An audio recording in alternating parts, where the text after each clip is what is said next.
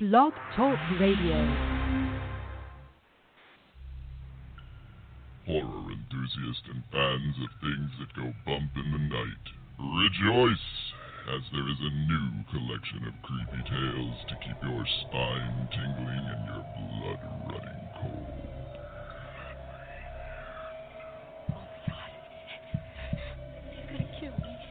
The brainchild of prolific author Yvonne Mason.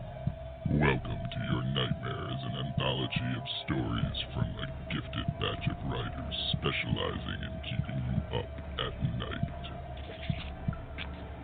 Whether you love gruesome tales of murder and mayhem, or you prefer quaint tales of scary happenings, welcome to Your Nightmare is sure to please the inner psychopath and whet even the most insatiable horror appetite.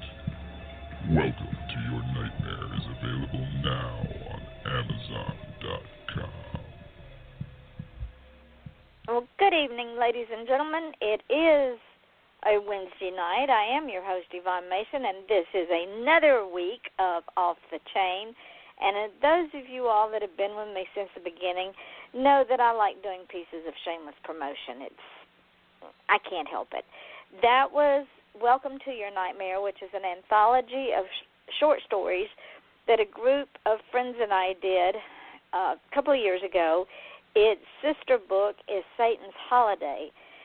And in both of those books, the one and only Nicholas Grabowski, who also owns Black Bed Sheets Publishing House, has a story.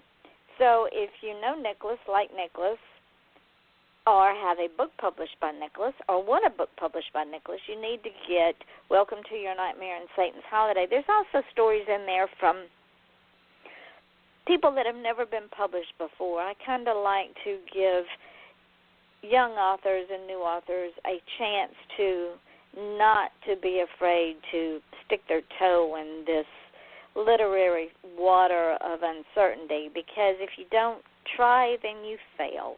If you try, you succeed. So get Welcome to Your Nightmare, Scare Yourself to Death, and also get sister book, Satan's Holiday. Now, ladies and gentlemen, next month this show will be a year old. On the 27th, it will be a year old. My goal when I started this journey was to give a voice to artists, authors, painters, musicians, business people, people with a platform, simply because I think that everyone is worthwhile. This show has grown its own legs thanks to all of you, my listeners, and to all of my guests.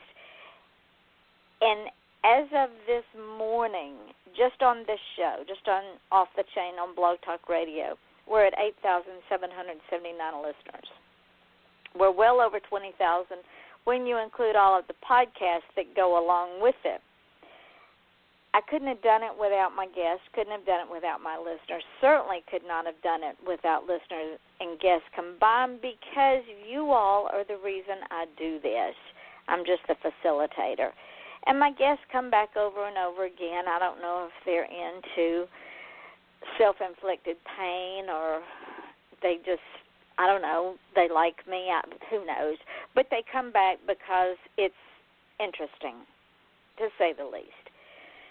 So tonight, without further ado, I'm bringing back a guest that has been on several times, and he will tell you himself he is very pretty.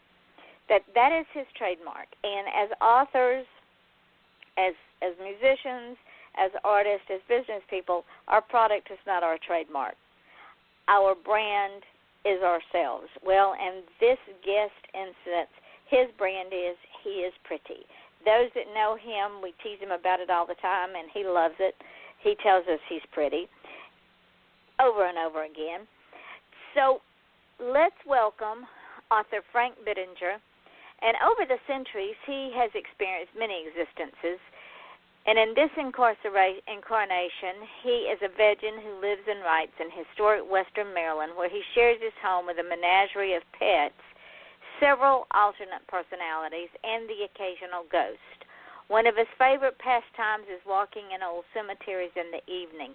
This is just one of the many reasons I love this man, because that is one of my favorite pastimes, too. I love walking in cemeteries in the evenings because it's quiet, it's still, and if you listen, you will hear things and maybe even see a thing or two. So without further ado, it's about time you came back on this show. How are you, Frank? Well, it's your own damn fault, Deborah Finkelstein. You don't schedule me close enough. You schedule me too far apart.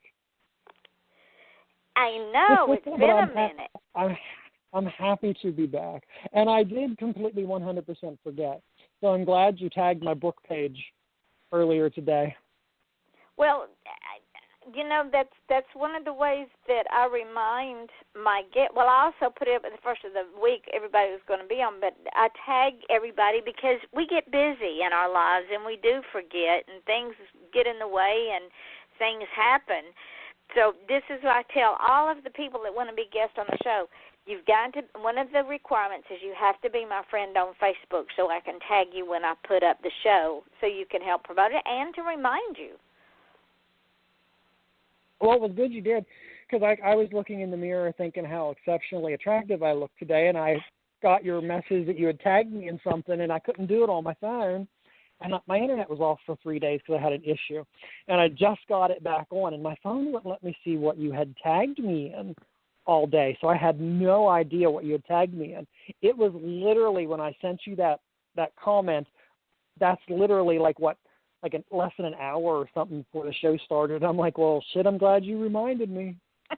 I literally forgot. I really seriously did. And there's no offense to you. I forgot. Well, you're a busy man. I mean, you work 2 jobs. You take care of your mini zoo, and in your spare time you write and talk to ghosts. I mean, who has time for a radio show? It's really sad. I forget everything. I literally write stuff down, forget it, and write another one the exact same way. It's sad. It's very, very sad. But, what do you do? You have people like me that remind you and stay on top of things for you. But here lately, I'm either going to have to get a personal assistant or a keeper, because this radio show is getting so big, Frank. I kid you not. Good. We are booked. We are booked to the end of December.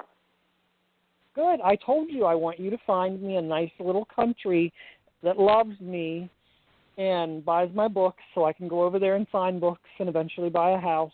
And I told you that's my goal. So, I would like Scotland, maybe Denmark.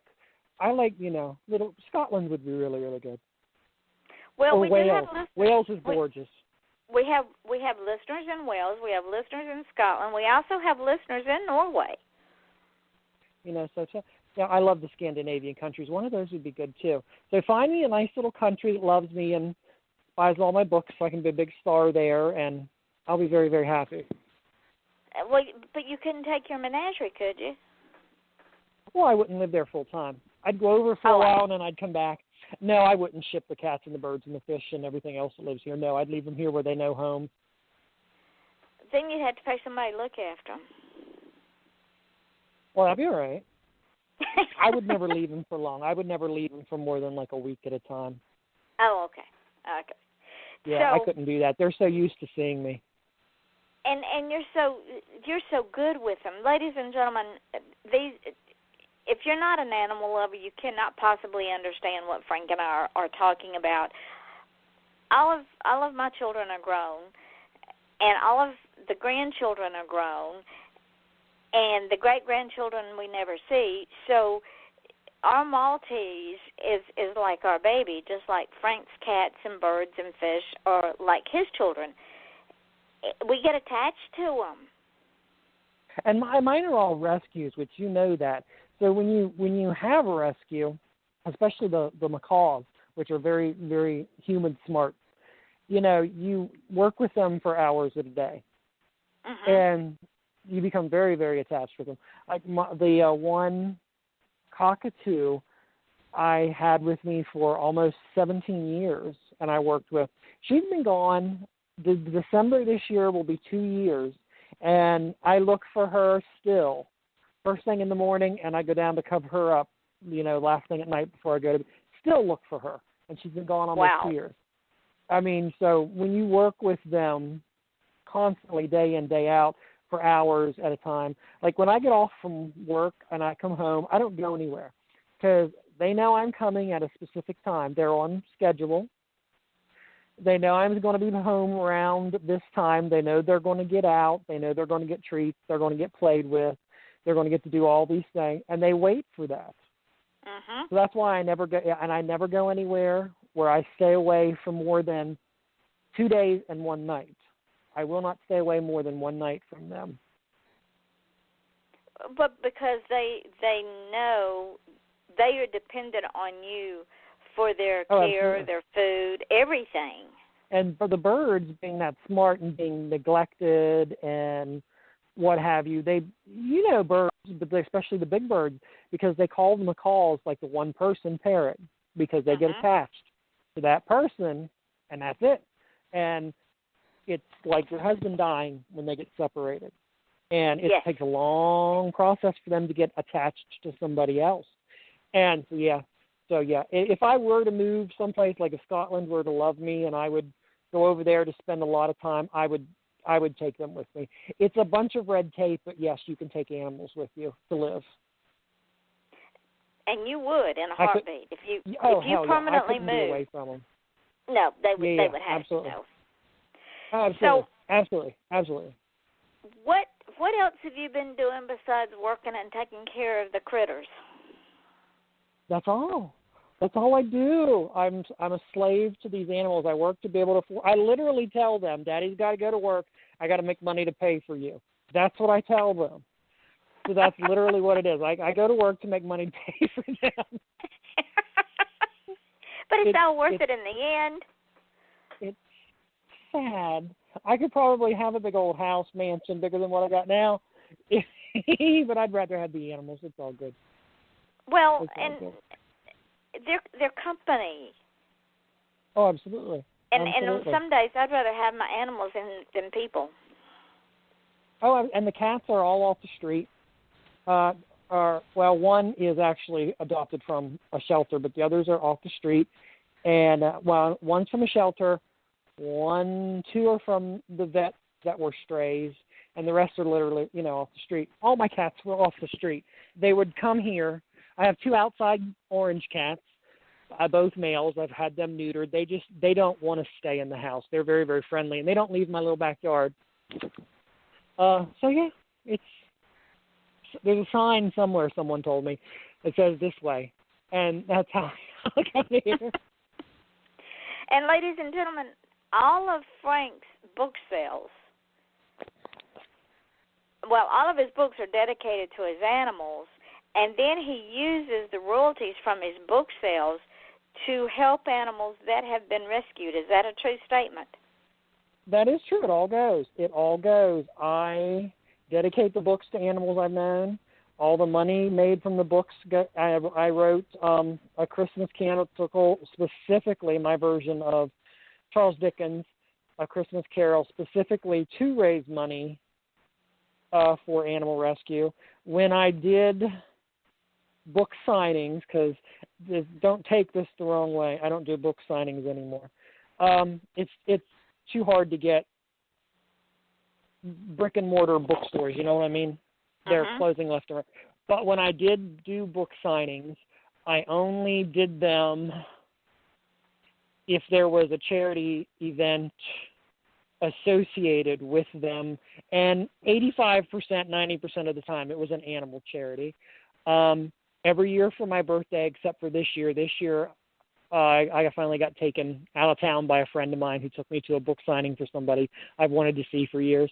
But for I would say the last good almost 20 years, every year on my birthday I had an event that would raise money for a local shelter or a local sanctuary. I'm big on the animals. I'm completely vegan. I don't use anything that comes from an animal, what was rubbed on an animal, anything like that. I can't do it. Because I couldn't eat it because I don't care what animal it is. I see an animal and I rescue animals and I take care of animals, and I can't do that. Each to his own. But, so and I that's my respect whole that reason because, behind it. yeah, because you're true to yourself and you're true to your causes. And how many of us can say, yeah, I have this cause, but the bottom line is we only go so far with it and then we stop. Oh, I'm the guy. If I tell you, then it might as well be a legal binding contract, because what I tell you is what's going to happen. I'm not going to tell you if I'm not going to follow through with it. If I'm going to pick you up to take you to work, you can count 100% unless I'm dead or in a car wreck. I will be there to take you to work. If I tell you I'm going to do this, I'm going to do that. Just rest assured, I'm going to. My word is my bond. I was raised to be that way. I don't believe in this crap about, yeah, I'll do that, or let's go do that, and you don't do that. But then again, I was always around older people. And see, by the same token of that, if you call me up and you, hey, Frank, do you want to go do this? No, thanks, but thanks for thinking of me. Don't ever go, why? Well, why not? Oh, come on, don't you? Because if I call you and, Yvonne, do you want to go? No, I can't. Okay, I'll talk to you later. I'm an adult. You're an adult. I don't have to explain to you why. I said thank you, but no thank you. Thanks for thinking of me. And that segues into something I read on your blog, which I don't know how I have missed it all this time. And that God only knows what's on that blog. Well, you grew up around older people, and ladies and gentlemen, when we're talking about older people, we're talking about grandparents, great-grandparents, and aunts and uncles that were raised in the old ways. Yeah, to this day, I do not know who are legally blood related to me and who are not, because on both sides of my family's back in the grandparents and the great-grandparents, they just absorbed people. So there you go. So I don't. So we got this huge family, and half of us aren't even legally or blood related. But hey, there you go. But it doesn't matter. You're still family. Oh, exactly. It's the clan. Exactly. It's the clan. Exactly. But anyway, on your blog, I read this interesting story. And, ladies and gentlemen, remember in the introduction I said that he talks to the occasional ghost?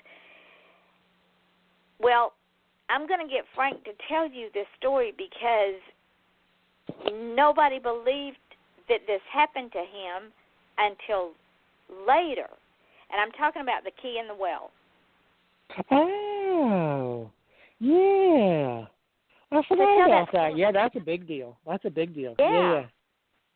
Yeah. Tell that story. Because what they don't tell you in that article, and some of the things got lost in translation, which you know yourself being an interviewer, we're all human.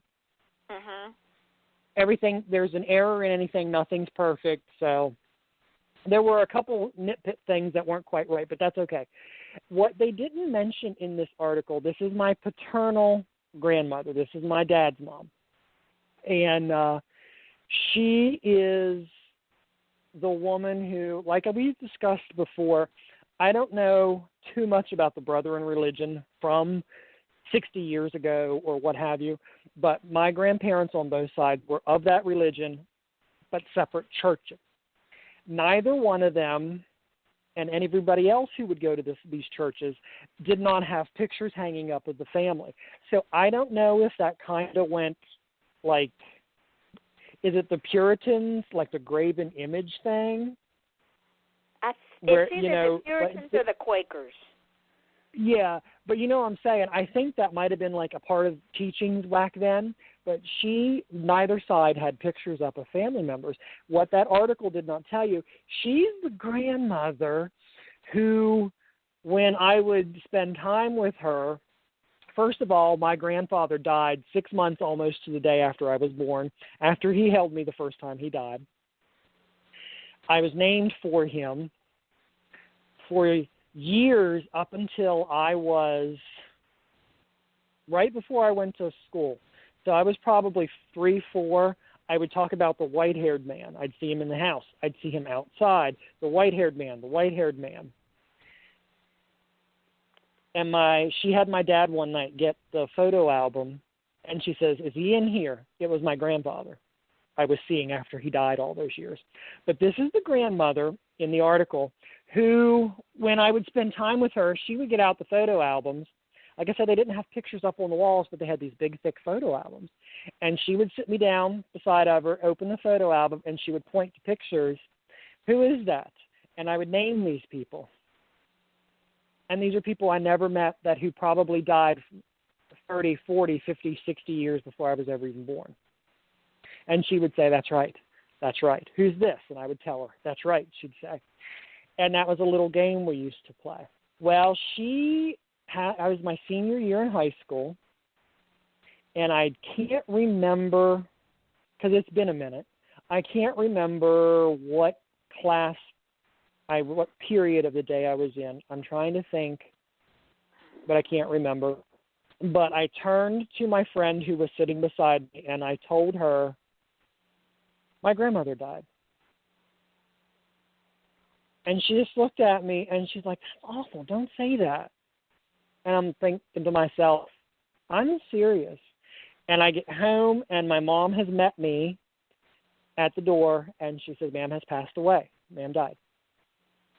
And so I did not live with my parents at this point. My parents had moved in with my grandmother, with my little sister, because we were the only two left at home.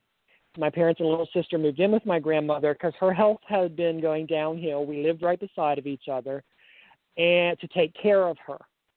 So I lived by myself next door. And at that point, they said, well, you're going to move in here. You can have her room, which is off the kitchen. And so I moved in rather quickly because my brother, who was the oldest sibling, and his family were going to come and live beside of us then. Am I convoluting this? Are you following this so far? No, I'm right there with you. Okay. So I move in, and this was early spring. Well, I remember it being like a Saturday, and it was early afternoon. I am laying on the bed in my bedroom. My mom and dad and sister have gone to the market, so I am home alone. And something walks past the doorway. And from my bed out the door is the kitchen window. So that's how I noticed, because the light was being, skewed. And I look up, and there in the doorway stands my grandmother. And she takes her right hand, palm down, and she rubs the wall to the right of the door. And she's gone. This occurred, I didn't say anything, but this occurred several times. I did not tell my mom and dad. We were not discouraged from talking about anything like this, but we were not encouraged. You know what I mean? We were never told that's not real, but we were also never told that exists. So it was a number of years, because I was in college when I first told them. So it was probably 2 years. I had seen her, and they did not believe me. They did not believe me, but they didn't not believe. You know what I mean? They just said, "Oh, you're probably, seeing stuff." And I told them she keeps rubbing down the side of the wall. Well, instead of her just rubbing down the side of the wall, that wall would start to get damp, and then it evolved into that wall would actually have a thin coating of water coming down it. And my dad would go up into the attic, and he would look around. He says, I just don't understand this. There are no pipes going down in that wall. It's completely opposite the bathroom. The sink of the kitchen is clear on the other side. There's no pipes for water near. There's no leak in the roof. There's no leaks upstairs, no water damage, no nothing. I just don't know what's going on. And I kept saying, it has started to evolve to where I would tell them, she's got something in the wall she wants me to find, to finally I knew what it was, and there's a key in the wall. She wants me to open this wall. There's a key in the wall. She actually said she had never told me what the key was to. I can just see the key is to like a little wood box. Excuse me. And she never told me what was in the box. Rumor going around my family for many, many decades, until the older generation started to fall off, die off. You'll find a few cousins who've heard the story. My paternal grandfather, way back in the war, bought war bonds from the government. Is allegedly what the story is. And once the whole story got uncovered, people were like, that's what that is, but we're not there yet. So my parents would never let me open the wall. And I ended up moving out. My brother and his family moved out next door to down the road into a house. So I moved back into the older house until 1997. In 1997, I moved several miles away to where I live now, in another town. But after I moved out of the house, my little sister, my younger sister, she took my bedroom, which was my grandmother's bedroom. Now, she never said this until years later. She also saw her, but she never rubbed the wall. She never did any of that for her. She didn't know it was actually my grandmother, if I'm recalling her portion of the story correctly. She just kept seeing this figure walk by. After I moved to where I live now, it didn't go but 6-8 months, and I always took care of my parents, and my mom and dad came to the decision, especially in the wintertime, they don't want me driving up the mountain to have to come check on them on a daily basis. So they're going to go ahead and let my brother and his family have the house, and they're going to move down here to where I am to be closer to me so I can take care of them. So after all this has transpired, I'm not thinking about these visits from my grandmother. I get a call from my mom out of blue, and she says, my brother just called her. He saw my grandmother do the exact same thing she did for me to rub the wall. He knocked a hole in the wall, which I was never allowed to do. And he says, Mom, you'll never guess what I found. There's a key hanging on a nail in the wall. My mom called to tell me this. I said, see, I told you and you never believed me. And she says, it's not I didn't believe you. She was very close to my grandmother. And my grandmother always referred to her as another one of her daughters. And she never referred to any of the other in-law wives that way. And my mom said to me, it's not that I didn't believe you. I just thought if she was in that house, she'd show herself to me, because there were times when my mom was alone after I admitted to seeing my grandmother, she would say to her, okay, I'm here alone. If you're really here, show yourself. Come to me so I know you're really here. And she never did. But see, I had that story validated by two of my siblings. And people tell me constantly, because my brother lost the key. He put it up in a cabinet, and he doesn't know what happened to it. And I said, I'm pretty sure the old wood box was on a ledge down in the old well. But, my God, when was World War II? Do you honestly think a wood box in water with paper documents in it has not long rotted away? I mean, let's be honest here. What good is it, happened. 80 years later for me to try to go down in there and look for I'm not going to do that. I still own the property, but there's nothing in there now. And we don't, even know if it was, but I just thought it was a cool story, and to have it validated by different people who didn't really know the story. Yeah, it was really cool, and I got interviewed for that. And she was trying to tell you something. Something was very important to her. Yes, and she would be the one. I would be the one she would want to tell it to, because I was the one she sat with, naming off the dead people from the pictures I didn't know. Exactly, and you would have understood what she was saying. Yeah, and we did that unbeknownst to my family, and the most hysterical, funny thing is, my other grandmother on my mom's side used to do shit like that with me when I was with her by ourselves. And it was like, our secret, don't tell anybody. So I think it's funny, these two women who really didn't have contact with each other were they're the ones separately who have both told me the same story about, And my mom has told me, of course, too, about me being the breech birth where I came out like butt first and got stuck, and I had the umbilical cord wrapped around my neck and I was severed, and I had to be resuscitated and all that. So I'm sure there's truth to these stories. I have no doubt there's truth to those stories. But I just think it was so funny. And I saw my grandfather I have another story that involved him, actually. I was living next door, and it was wintertime, and I didn't have electric heat. All I had was a wood stove, and we had one hell of a blizzard, one hell of a snow. You weren't getting out to go anywhere, and I was out of wood. And I saw him walk past the front of my house, and I went out, and there was like this little stack of wood, and I put it in the stove, and nobody's going to believe this story.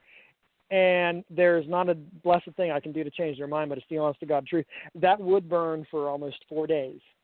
Wow. Without me putting any more in, until we were able to get out to go to the sawmill to go get more wood. Oh, yeah. This stuff is not strange to me. I grew up with all this. It's not odd to me. Most people will say to get a reaction, hey, I saw something standing over there.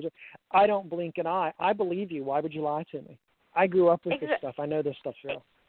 Exactly. And people that grew up with it and understand it, it's not odd for them. No, not at all. Not at all. I'm just so shocked you didn't know about that interview. I write about that a little bit in my True Life Ghost Story book I've been working on for a few years. I missed that little nugget, but I thought, no, I'll get that little nugget tonight. See, it was meant for me to miss that nugget up until now. Maybe Grandma kept it hidden from me.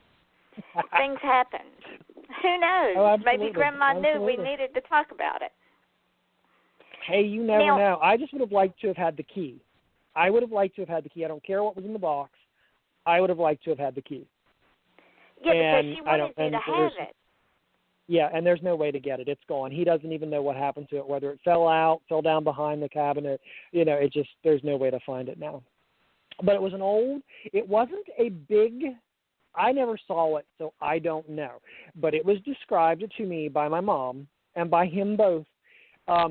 It was a skeleton key, but it was not like big that you knew it was for a door. Mm-hmm. You know what I mean? Yeah. So I assumed it was for a little lockbox, a little wood lockbox. That key's going to pop back up. I wouldn't doubt it. I would like to have it, though. But, yeah, it's just very, very odd. I've had so many odd, ghostly, absolutely things happen to my life. I don't even, yeah. It's just a matter of course. It's just one of those things you either accept it when it happens or you try to explain it away or you ignore it. I choose to accept it. I do too, but I don't play with it. Like I don't try to do it I don't know how you can do it on call, but I'm sure it's just like any kind of skill. You practice and you can do, whatever. Am I infallible with it? No. Because it's very hard. Okay, I don't know if the dead can speak. I don't know if they physically can speak to you because none of them have ever spoken with their lips moving. You hear it in your head. Mm-hmm.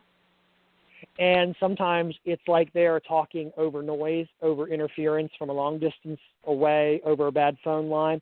So I'm in no by any means infallible. Make a lot of mistakes because I hear incorrectly.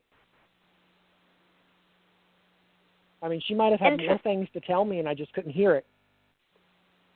And it could be that maybe at that time your reception of it wasn't as keen as it should have been.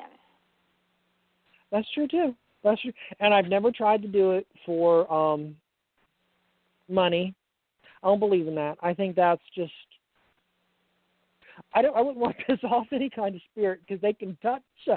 I love these people who are like, they can't touch you. They can't hurt you. Bitch, you don't know what you're talking about because they can touch you. They can move shit. If they can touch you, they can move shit. They can hurt you. Don't piss them off. Well, and why would one want to? Because they show up when they want. They show up when there's a need. They just don't show up willy-nilly. I believe in mediums. I believe in all this stuff, but I don't understand how one can be infallible. So, I mean, I'm sure there's a lot of fraud out there. You know what I mean? Of course there is. Now, I'm going to change gears real quick because I found something else interesting that you wrote. Oh. And you quoted L. Ron Hubbard. And what caught my attention is this is something that I say at the end, or just about at the end of every show. And it was an interview you did, and you were talking about writing as an art form and why writing is an art form.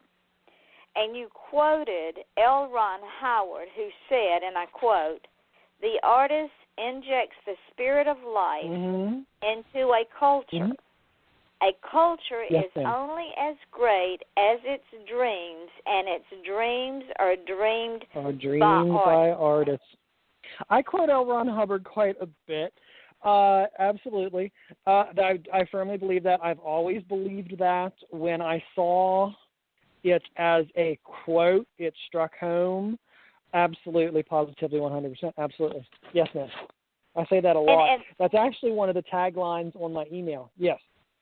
And the reason that you and I both agree to this is because if we did not have dreamers, our culture and our society would not be what it is today. We would not have had people go to the moon. We wouldn't have the internet. We wouldn't have automobiles. We probably wouldn't even have indoor plumbing. That's true. Everything starts out as a dream. If you take care with your craft, everything is art. You know, I mean, absolutely. And that is true. This is something else people don't understand, that everything starts off as a dream, then becomes art. Even indoor plumbing is an art form. Oh, absolutely. Electricity is an art form. And yeah, speaking of electricity, I'm a big Nikola Tesla fan, too. I'm a big Tesla fan because Tesla was one of the rare true geniuses who was a humanitarian who didn't want to profit from anything. He wanted to give it away to mankind. And that's what I want to be. I don't want to profit from anything. I want to give it all away. And the more you give away, the more you get in return.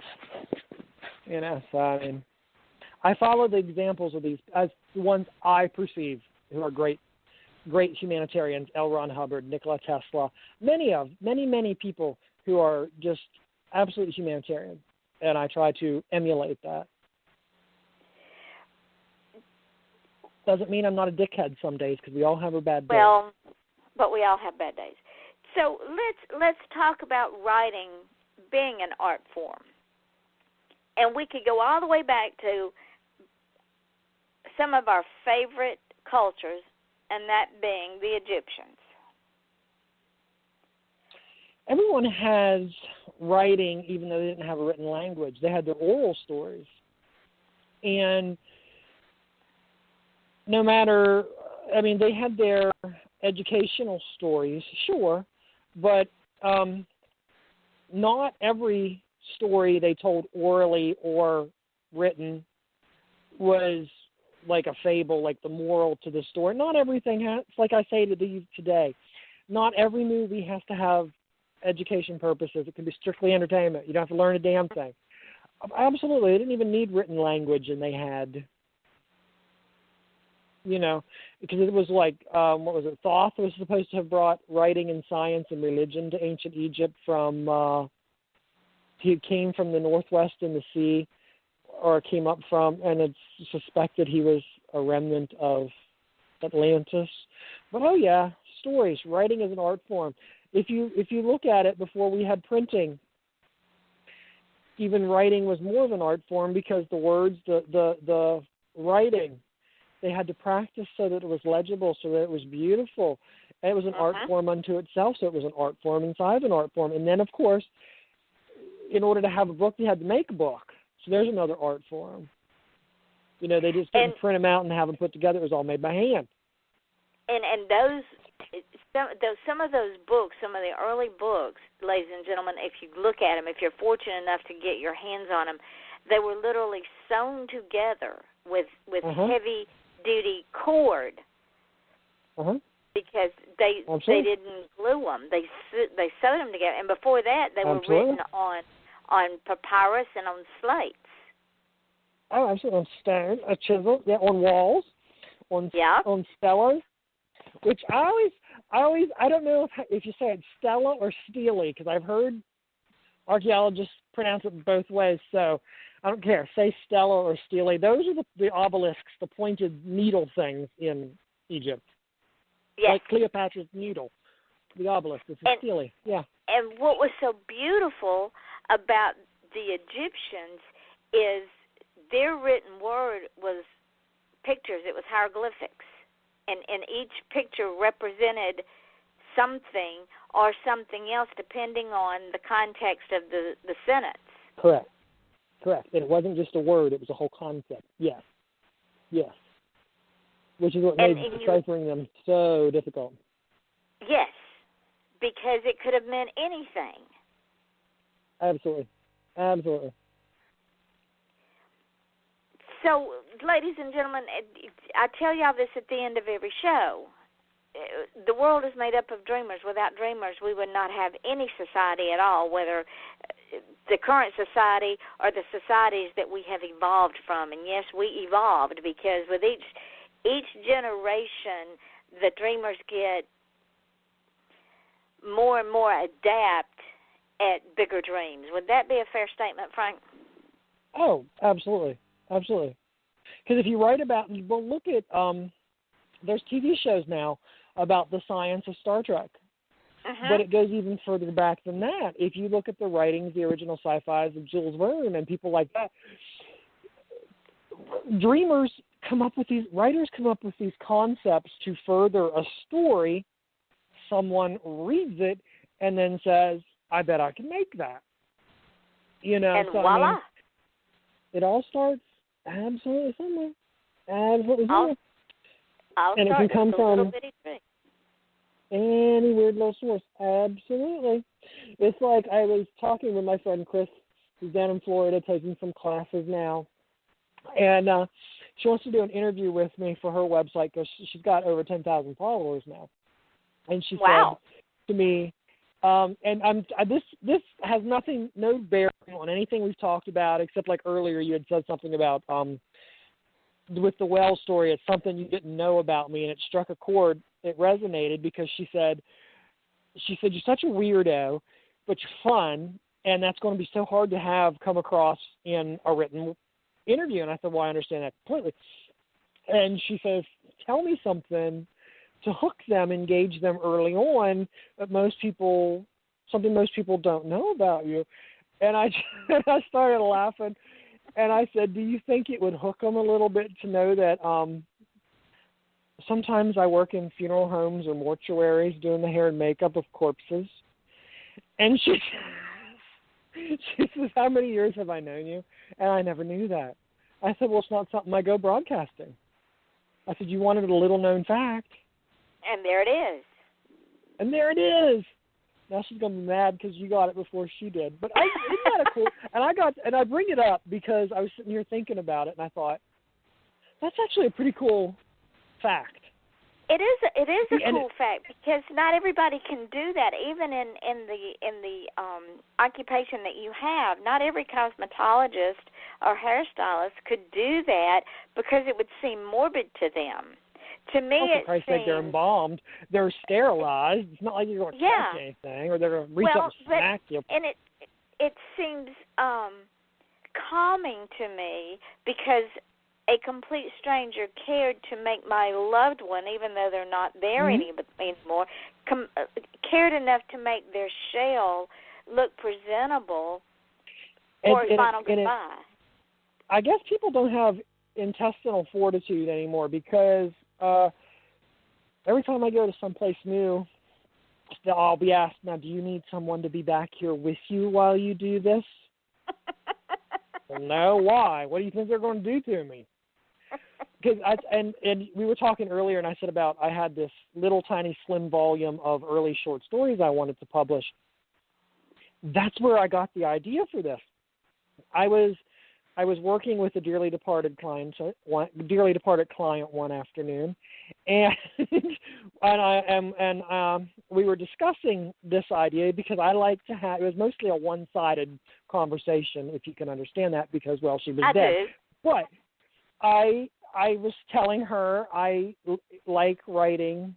I like reading people's short stories, and I am a big Brian Lumley fan, who's a British writer, and he's got a vampire series but where they're aliens, and he has all these short stories he's written years ago, and he had put them out in these books. And I was telling her this, and I was telling her someone else had just released some short stories, and I thought, I should do that. I never wrote my short stories for anyone to read, but I told her, I said, I think I should do that.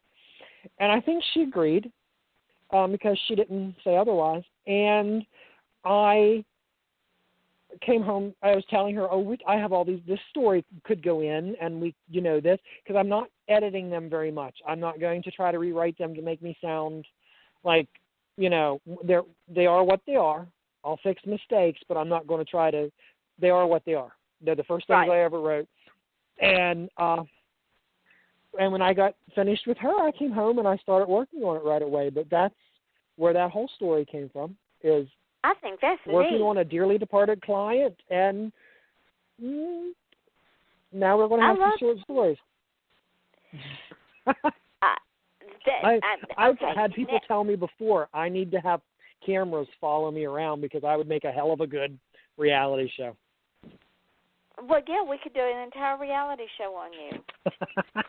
Because your life, people would say, oh, well, he just works 2 jobs. No, ladies and gentlemen, he doesn't just work 2 jobs. He artistically creates within those 2 jobs. I have bizarre shit happen to me, and no one would believe it, but it's true. So, in the time we have remaining, you have to tell the folks the books that are out there and how they can find them and a little bit of what they're about. Well, my first 3 books are part of a Scarabee mythology, and that comprises Into the Mirror Black, which is a haunted house book, Angels of the Seventh Dawn, which has like magic and murder and like paranormal creatures in it. And then there's Angels of the Morning Light, which is a different kind of ghostly story, but not like a ghost story per se. And then I have A Christmas Canticle, which is my version of A Christmas Carol by Charles Dickens. And my Raven House, which was, top 10 or something like that on Amazon's top bestsellers for a long time. And you can find me on Amazon.com. And the new collection hopefully will be out in spring. It's called By Gaslight, if all goes well. These go with the Scarabee because I wrote them as I was creating that world. So if you've read those books, you might get some answers. You might get some insight. You just might be able to look through a window into that world and get a bigger view of what's going on. And ladies and gentlemen, I have read The Raven House. Have you really? I have. It's on my Kindle. I highly recommend it because it is weird, isn't it? It's a psycho thriller, mystery, strange.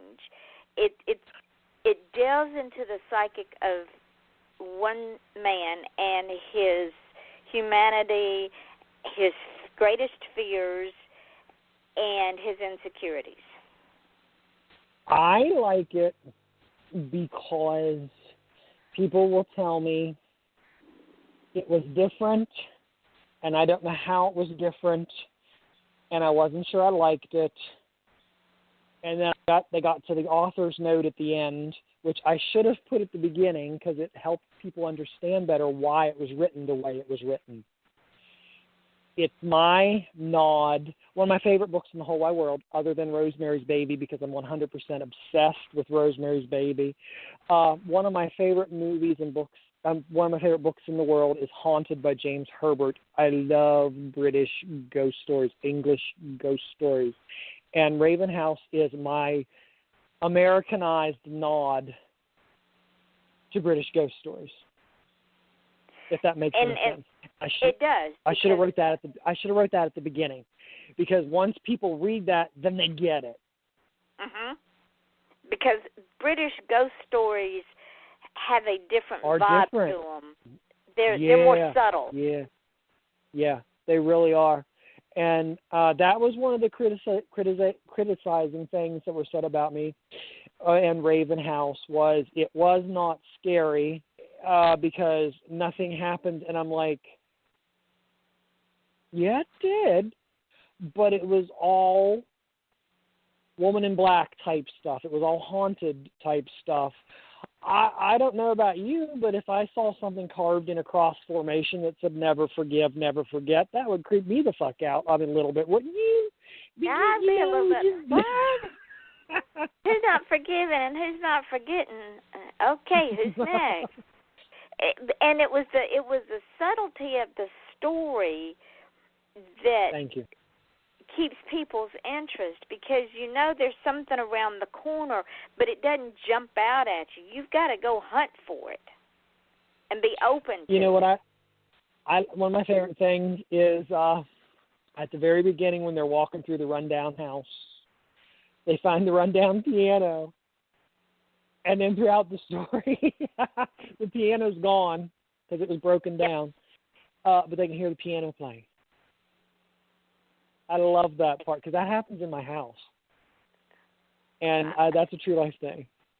And things happen around here too that I'm going, okay. And my little Maltese sees ghosts too. Oh, animals do, absolutely, because they see on it. I'm going to say it wrong, but you're going to know what I mean. Is it like the infrared thing? Like they have a wider spectrum than we do? Yeah, and they're more that's why they can see. Yeah, and they're just more like their tuned. ears. Yeah, absolutely. They're more if they're tuned to hearing, things around. if they hear things, yes. If they hear outside of if they can hear above and below our hearing range, why could they not see above and below our seeing range? And their mind is not clouded with there's no such thing. Absolutely, 100%. Correct. Now we are going to run out of time, as we normally do. I know. So tell the folks where you can be found, and then you got to keep me up to speed. You got to keep me up to speed because I want to launch your books on this show next year. Okay, I'll let you know. And if it comes sooner, I will let you know sooner, and maybe you can squeeze me in, because it's just going to be a slim little volume, maybe 60,000 words, maybe 200 pages. No big whoop, no big deal. I just, have these little stories, and people are constantly, because I have not finished the Scarabee saga yet. I have book 4 written. Book 5 is going to be done, but I want to get these short stories out because I'm cross your legs hoping to have 3 little volumes of them. And I think before the final 2 books come out, or even just the final book, I'd like to have these short stories out so you can get a better feel of the odd. Because I don't write horror. My first books were listed under horror because there wasn't any other choice, if that makes any sense. But I don't say I write horror. I say I write strange, dark tales because I'm not trying to scare you. I'm trying to make you uncomfortable. Yeah, and you're trying to make people think. Yeah. So now tell the folks where you can be found. You can find me on Facebook. You can find me on Amazon.com. Buy books for me, please and thank you. I love you, Scotland. I love you, Wales. Buy lots of books so I can come over and visit. I would like to have a street named after me in Scotland or Wales. And I have a website, frankie-bittinger.com, but I don't go there very much, to be 100% honest with you. I try to write blogs, but I'm not very good at doing it regularly. Well, you need to put some more little nuggets on there because that's where I found the little nuggets that I found tonight. And see, ladies and gentlemen, those of you who've not been with me since the beginning of this show, before I moved to Florida, my profession is a bounty hunter. So I find people and I find things about people. That is what I do, and I'm very good at it. So even though Frank and I have had 3 different shows together, I'm always finding these little nuggets about him that pop up when they're supposed to. And this is what happens with all of my guests. No, I'm just eccentric. Cool I'm a little odd. I'm weird. No, you're not okay. odd. You're odd. Okay, I'm you're not pretty. odd. It's all but good. I am. Exactly. That's exactly right. So now we need to get me a little studio to make a movie out of Into the Mirror Black or Raven House. So you need to work on that. Okay. We will put it out there, and we'll put it out there into the atmosphere. Tomorrow night, ladies and gentlemen, at 8:00 Eastern Daylight Time, I'll be glad when we'll go back to Standard Time. We have a new guest. Her name is Nancy Quinn. And on Friday night, we have another new guest. Her name is Debbie DeLuise. And then Saturday night, we have a third new guest. Her name is Jane Jordan. All of these women are authors. I cannot wait to interview them because they're going to be so exciting to talk to and find out about them and pull out all the little nuggets. I mean, they've got some very interesting things that have happened in their lives. And if you want to be on this show, if you're an author, a musician, an artist, own a business, have a platform, or just want to chat for an hour, you can reach me at offthechainradio@yahoo.com. And ladies and gentlemen, we are booked up through the end of December. That's how far ahead people want to come on this show because it's a fun show. So what are you saying? I'm not going to be able to get back in until January? Well, we'll see. Maybe somebody cancels. But you're not even going to be ready until January. Listen well, you to never it. know. You never know. Sometimes the universe comes back around real quick and tells me I'm ready now. You know, it all depends. I'm a big sign seer. I'm a big omen harbinger person, portent person. We'll find a place for you, my friend. You know I always find a place for you. You're so much fun. I know you do. You might have to do a second hour some night if I get a book and some artwork and shit together. There you go. Oh, I was going to tell you. You interviewed a cozy mystery writer a while back. Yes, and I put her books on my wish list because I don't know if you know this or not, because not a lot of people know this. I am a closet cozy mystery lover if they have an animal in it somewhere. Imagine that. Really? But I read copious amounts of cozy mystery books. Absolutely.